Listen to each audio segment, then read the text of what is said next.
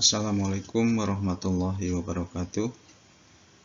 Ketemu lagi dengan saya, pertemuan yang kedua, manajemen bisnis tentang lingkungan bisnis. Pada zaman sekarang, bahwa bisnis beroperasi dipengaruhi oleh banyak lingkungan yang sangat kompetitif. Di antaranya lingkungan global, lingkungan teknologi, ekonomi, hukum, sosial, budaya. Nah, lingkungan-lingkungan tersebut tentunya ada batasan-batasan. Dan di sini ada batas organisasi. Batas organisasi merupakan batas yang memisahkan organisasi dari lingkungannya. Nah, unsur yang mencakup dalam lingkungan organisasi perusahaan itu terkait dengan kondisi ekonomi suatu negara. Yang kedua, teknologi ini sangat mempengaruhi dalam lingkungan organisasi. Terus pertimbangan politik dan hukum, isu sosial, isu lingkungan global, tanggung jawab etis dan sosial, lingkungan bisnis itu sendiri, dan juga tantangan dan peluang yang muncul. Nah, itu unsur yang tercakup dalam lingkungan organisasi suatu perusahaan. Lingkungan bisnis itu sendiri dapat diartikan sebagai keseluruhan unsur-unsur yang dapat saling berhubungan dan saling mempengaruhi terhadap suatu keadaan dan kegiatan tertentu. Nah, lingkungan organisasi bisnis adalah segala hal yang mempengaruhi kegiatan organisasi bisnis. Jadi yang tadi disampaikan bahwa lingkungan organisasi bisnis atau kegiatan organisasi bisnis itu terdapat dua unsur fisik dan non fisik. Nah, kalau unsur fisik itu yang tangible, ya, kelihatan. Kalau non fisik itu tidak kelihatan. Nah, di dalam dunia bisnis, unsur fisik misalnya teknologi, ya, kondisi alam, sumber daya alam, ya, pemasok. Sedangkan unsur non fisik itu dapat berupa budaya, istiadat masyarakat, kondisi ekonomi, dan lain-lain. Nah, itu tentang lingkungan terdiri dari unsur fisik dan non fisik. Lingkungan organisasi bisnis yang tadi, yaitu segala hal yang mempengaruhi kegiatan bisnis, ini dapat digolongkan menjadi dua, ya, lingkungan bisnis, lingkungan eksternal dan internal. Lingkungan eksternal itu sendiri dibagi dua, yaitu lingkungan eksternal berdasarkan mikro dan lingkungan eksternal berdasarkan makro. Yang kedua adalah lingkungan internal. Nah, lingkungan internal bisnis dapat diartikan sebagai segala macam aspek yang mendukung atau juga dapat menjadi penghambat kegiatan operasional perusahaan. Jadi lingkungan internal ini bisa sebagai aspek pendukung dan juga bisa menjadi penghambat kegiatan operasional perusahaan. Nah, lingkungan ini juga menentukan kekuatan atau strength suatu perusahaan dan juga untuk mengetahui kelemahan dari perusahaan itu sendiri. Nah, lingkungan internal bisnis terdapat beberapa macam. dipengaruhi oleh beberapa macam, yaitu pertama adalah tenaga kerja atau man. Nah, tenaga kerja di sini merupakan manusia ya, sumber daya manusia yang menggunakan tenaga maupun kemampuannya untuk mendapatkan balasan berupa pendapatan, baik berupa uang ataupun bentuk lainnya, kepada perusahaan atau organisasi. Nah, itu yang dimaksud dengan tenaga. Yang kedua adalah modal atau money. Modal ini merupakan dana yang diperlukan untuk membiayai operasi bisnis. Modal diperlukan untuk membiayai operasi bisnis. Nah, ini investasi oleh pemegang saham, ya. Terus pinjaman bank atau keuntungan yang ditahan perusahaan digunakan untuk membeli bahan baku. Nah, modal ini nanti digunakan untuk membeli bahan baku, menggaji pegawai, membeli mesin, dan membangun pabrik-pabrik baru. Itu modal, fungsi modal. Yang ketiga adalah material atau bahan baku. Ya. Nah, material ini atau bahan baku ini digunakan untuk proses produksi. Nah, ini berupa dari sumber daya alam ya. Material ini dari sumber daya alam seperti tanah pertanian ya. Ini untuk industri seperti bahan mentah dan komponen lain yang langsung diolah dalam proses manufaktur. Sumber daya alam pertanian, contoh kayu itu bisa ya. Nah, yang keempat adalah peralatan atau perlengkapan produksi. Nah, peralatan ini merupakan komponen pendukung yang membantu proses peningkatan nilai guna.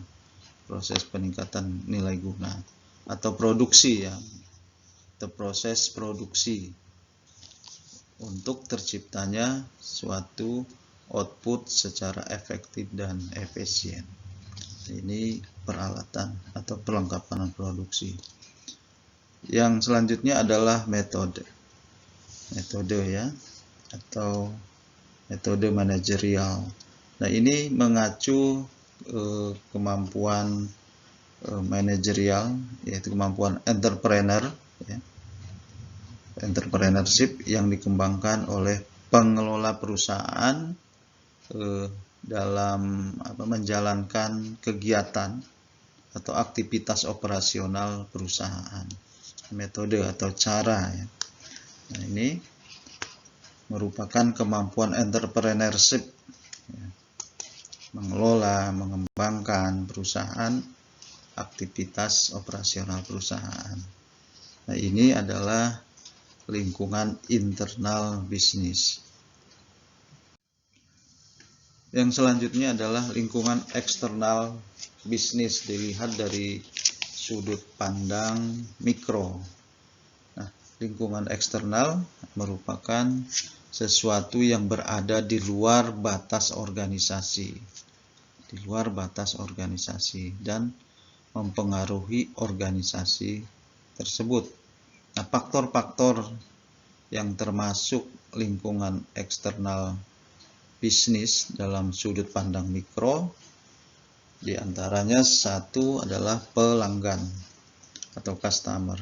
Nah, ini merupakan masyarakat umum ya, rumah tangga yang berpotensi ya untuk mengkonsumsi output atau barang dan jasa yang dihasilkan oleh perusahaan, organisasi bisnis, lembaga pemerintahan maupun organisasi non-profit lainnya. Ini pelanggan atau customer. Yang kedua adalah faktornya pemasok. Pemasok ini adalah pihak yang menyediakan faktor-faktor produksi atau pasokan ya yang dibutuhkan perusahaan untuk memproduksi produk atau jasa, membuat produk atau jasa. Contohnya contoh pasokan adalah bahan baku atau material, peralatan, tenaga kerja atau input keuangan. Nah, itu contoh daripada pemasok. Yang ketiga adalah perantara. Nah, perantara ini pihak yang berperan sebagai penyalur dari hasil produksi agar sampai kepada para pelanggan. Jadi perantara bisa memasarkan suatu produk ya, supaya sampai ke customer atau pelanggan. Yang keempat adalah pesaing, faktor pesaing.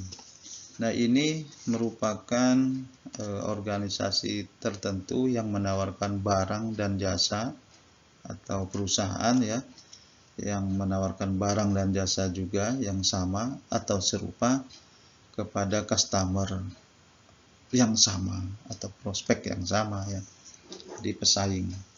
Yang kelima adalah kreditor. Nah, ini merupakan kelompok kepentingan tertentu yang mempengaruhi kegiatan organisasi dalam hal finansial, yang dalam hal keuangan ya. Contohnya apa? Bank ya, atau yang memberikan pinjaman dana. Yang keenam adalah pemerintah. Nah, pemerintah ini merupakan badan yang membuat aturan perekonomian ya, dalam tingkat lokal, daerah atau pusat sebagai penegak hukum. Ada rambu-rambu ya dalam melaksanakan perekonomian.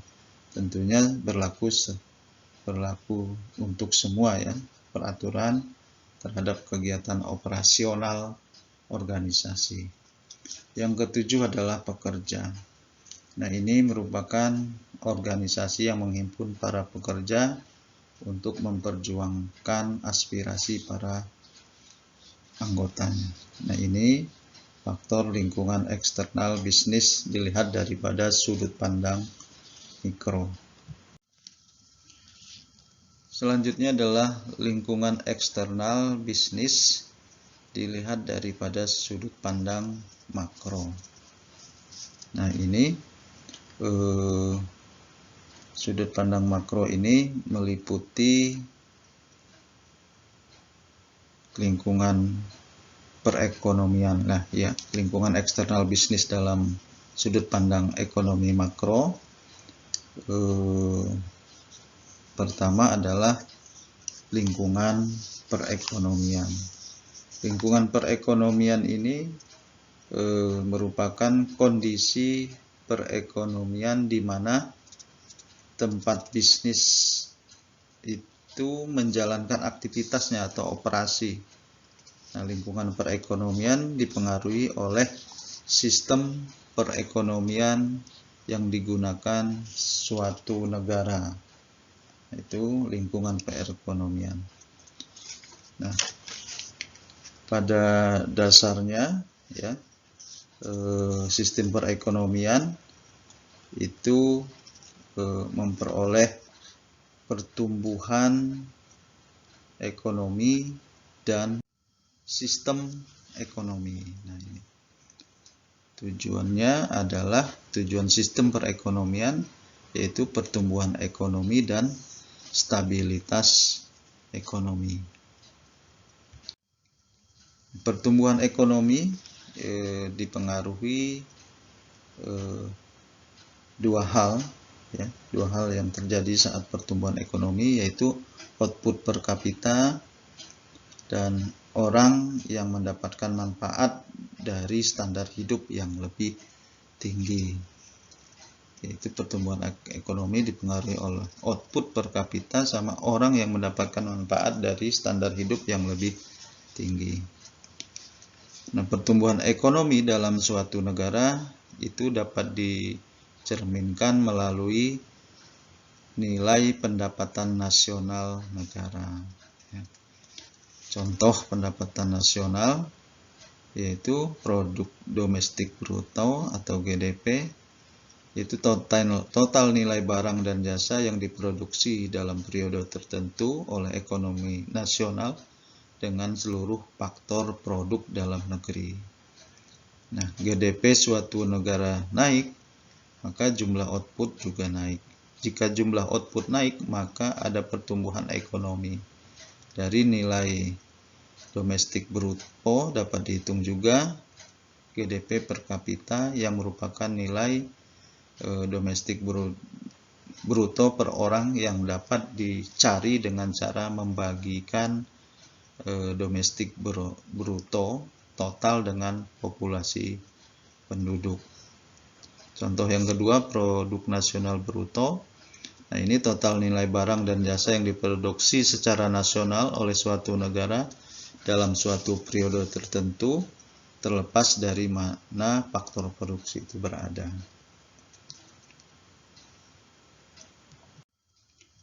Stabilitas ekonomi, ya. Stabilitas ekonomi yang kedua tadi. Pertama pertumbuhan ekonomi, yang kedua adalah stabilitas ekonomi. Stabilitas ekonomi artinya jumlah uang yang tersedia dalam suatu perekonomian serta jumlah barang serta jasa yang diproduksi dalam sistem perekonomian tersebut memiliki pertumbuhan kira-kira tingkat yang sama. Nah, ada ancaman stabilitas ekonomi. Ancaman stabilitas ekonomi itu diantaranya adalah dipengaruhi oleh inflasi dan pengangguran. Nah, bagaimana cara pengelolaannya? Pengelolaan suatu ekonomi dilakukan oleh pemerintah dengan upaya pemerintah dalam menanggulangi permasalahan ekonomi seperti pengangguran dan inflasi. Pemerintah dapat mengelola ekonomi melalui dua perangkat kebijakan, ya. Dalam pengelolaan ekonomi tersebut menggunakan dua perangkat kebijakan. Pertama, pemerintah mengelola penagihan dan pengeluaran pendapatannya melalui kebijakan fiskal seperti kenaikan pajak. Yang kedua, kebijakan moneter berfokus pada pengendalian ukuran pasokan uang negara, yaitu keuangan negara dikendalikan, ya. Itu merupakan kebijakan moneter, gitu. Pengelolaan ekonomi dalam menanggulangi permasalahan pengangguran dan inflasi. Nah, inflasi itu sendiri apa? Inflasi terjadi bila kenaikan harga di seluruh sistem ekonomi. Nah, untuk mengukur inflasi dapat berpaling melihat ke CPI, yaitu Customer Price Index. Nah, ini merupakan ukuran harga produk-produk tertentu yang dibeli konsumen yang tinggal di daerah perkotaan. Nah, rumusnya adalah angka inflasi sama dengan perubahan indeks harga dibagi indeks harga awal kali 100. Nah, pengangguran apa? Pengangguran itu tidak adanya pekerjaan bagi mereka yang aktif mencari pekerja. Berarti pengelolaan ekonomi yang dilakukan oleh pemerintah dalam menangani pengangguran dan inflasi, tadi ada dua, ya. Inflasi itu sendiri apa? Pengangguran itu bagaimana? Oke. Ini. Kebijakan fiskal dan kebijakan moneter yang diterapkan secara bersama membentuk kebijakan stabilitas. Nah, kebijakan stabilitas itu sendiri adalah kebijakan perekonomian pemerintah yang tujuannya adalah memuluskan fluktuasi dalam output dan pengangguran serta menstabilkan harga. Nah, ini termasuk bagaimana menangani dalam pengelolaan ekonomi. Yang selanjutnya adalah lingkungan teknologi informasi. Teknologi informasi ini merupakan atribut yang digunakan perusahaan untuk aktivitas, ya.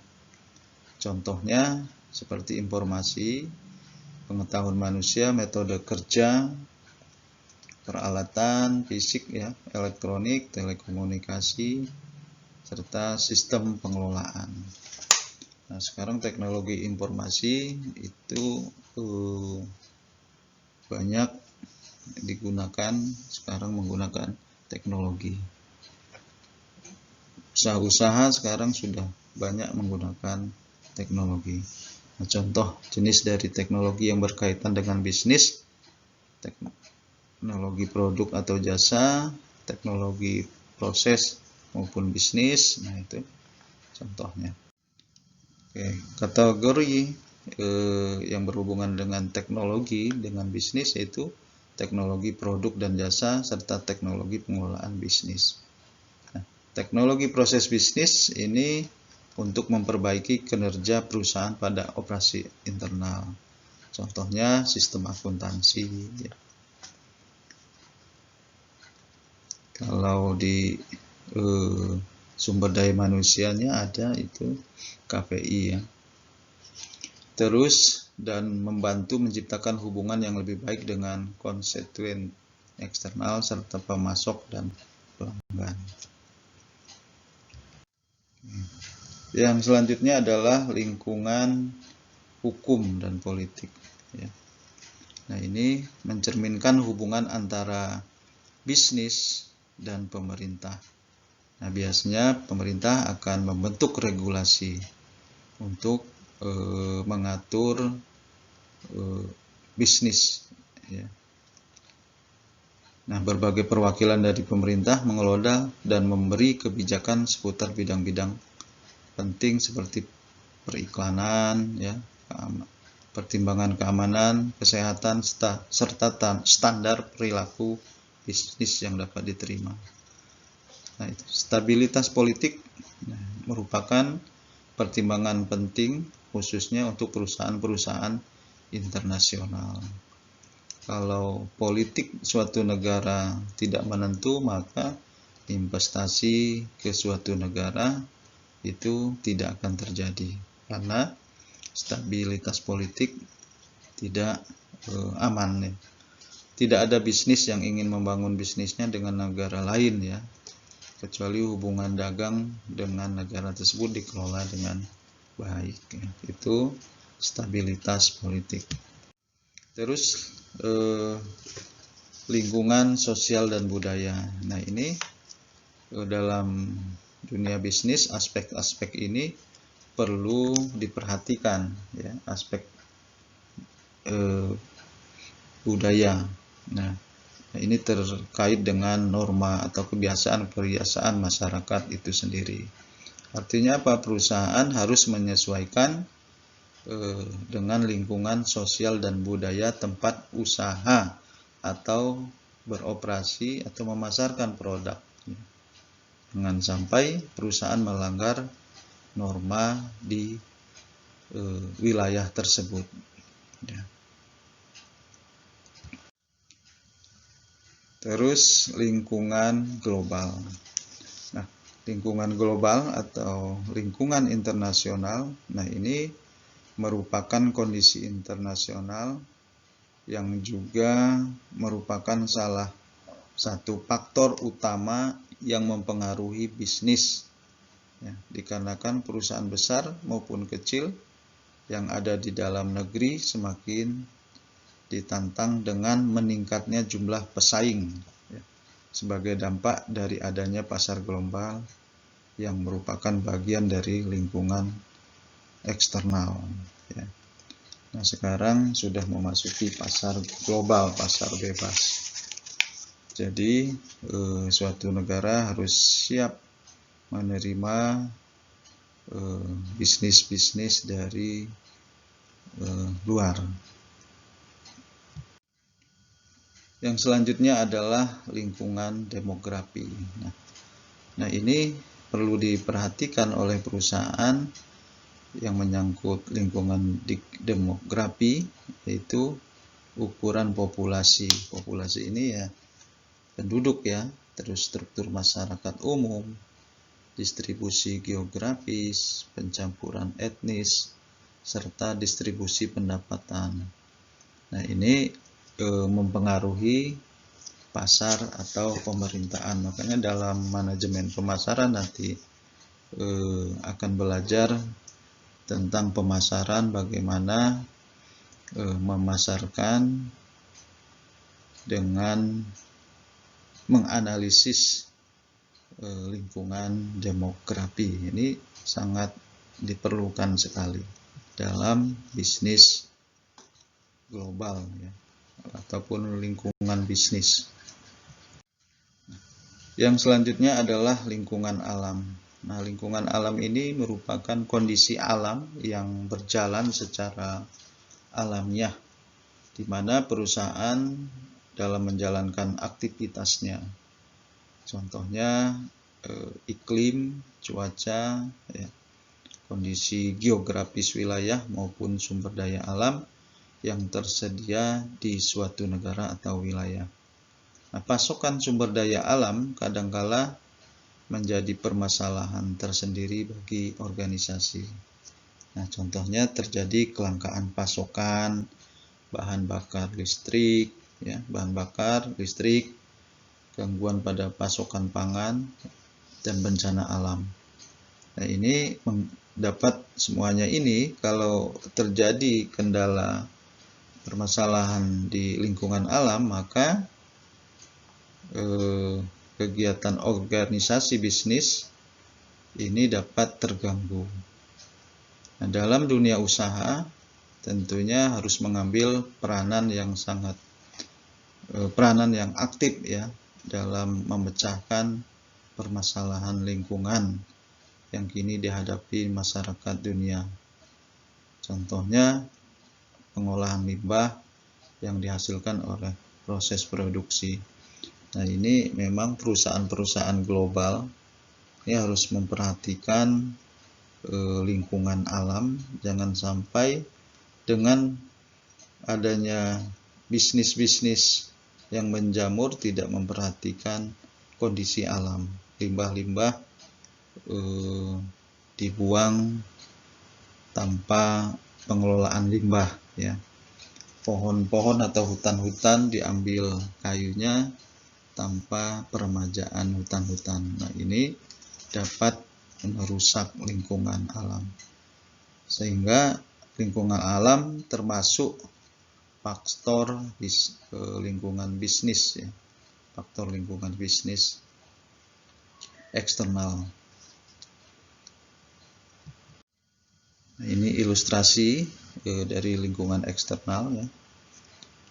Nah, organisasi bisnis dipengaruhi oleh lingkungan perekonomian, lingkungan teknologi, sosial budaya, organisasi bisnis, lingkungan global, dan lingkungan hukum dan politik. Ini ilustrasi. Oke, itu yang dapat saya sampaikan materi perkuliahan tentang lingkungan bisnis. Semoga dapat bermanfaat. Saya tutup dengan alhamdulillah. Wassalamualaikum warahmatullahi wabarakatuh.